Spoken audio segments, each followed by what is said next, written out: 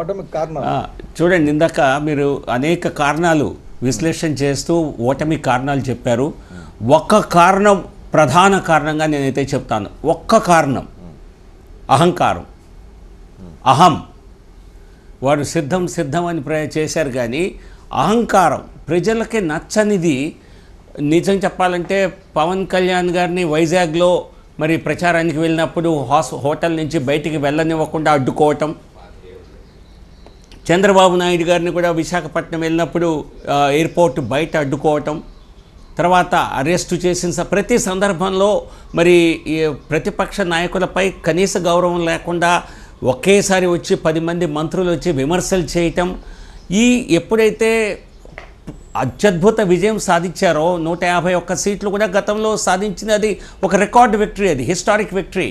కానీ దానిలో ఏమాత్రం వారిలో ఇది లేకుండా, ఒక నిబద్ధత లేకుండా, ఒక అహంకారంతో ప్రవర్తించారు. నెంబర్ 1 కారణం ఈ అహంకారం. ఈ అహంకారం లేకపోతే పోటాపోటీగా ఇవన్నీ కూడా బహుశా ఉండేది. ఆయన చెప్పినటువంటి పెన్షన్లు కానివ్వండి, ఇవన్నీ కూడా తగ్గటానికి కారణం ఇది. కసి పెంచడానికి టీడీపీలో కానీ, వైసీపీలో కానీ, టీడీపీలో కానీ, జనసేనలో కానీ, ఆఖరికి మరి ఇతర పార్టీలో కానీ ఈ ప్రభుత్వాన్ని దించాలి అని కసి కలిగించడానికి ప్రధాన కారణం ఈ అహంకార ధోరణి. సో కనీసం అది అర్థం చేసుకుంటే మరి కొంతన్నా వారు నిలదొక్కునే వాళ్ళు. ఇప్పటికీ 39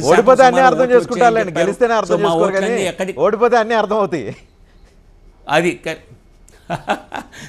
ఇది ఒక రాజకీయ పార్టీలకి ఇది ఒక లెసన్ అన్నమాట. అహంకారం ఎవరికి పనికిరాదు.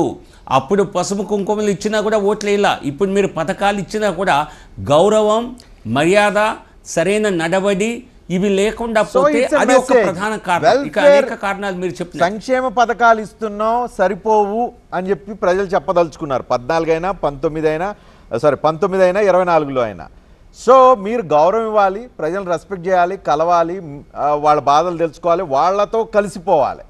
అప్పుడే ప్రజలు యాక్సెప్ట్ చేస్తారంటారా? It's a message for every politician.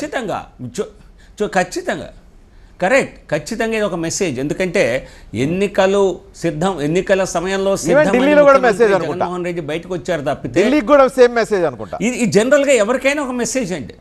తప్పనిసరిగా ఎవరికైనా ఏ పార్టీకైనా ఎంత మెజారిటీ ఉన్నా ఖచ్చితంగా ప్రజలతో మమేకం అవ్వటం, అహంకార ధోరణి లేకపోవటమే విజయానికి కారణం అవుతుంది. సో ఖచ్చితంగా ఇది ఒక రాజకీయ నాయకులకి, ఎంపీలకు కానీ, ఎమ్మెల్యేలకు కానీ, మరి రాష్ట్రంలో, కేంద్రంలో అన్ని పార్టీలకి ఒక సంకేతం అయితే నేనైతే భావిస్తా. ఒక ఎన్నికల విశ్లేషణగా చెప్తున్నా, నేనేది ఒక పార్టీ కార్యకర్తగా చెప్పడం లేదు. సో ఖచ్చితంగా ఇది ఒక మేజర్ సిగ్నల్గా కనిపిస్తోంది. రైట్.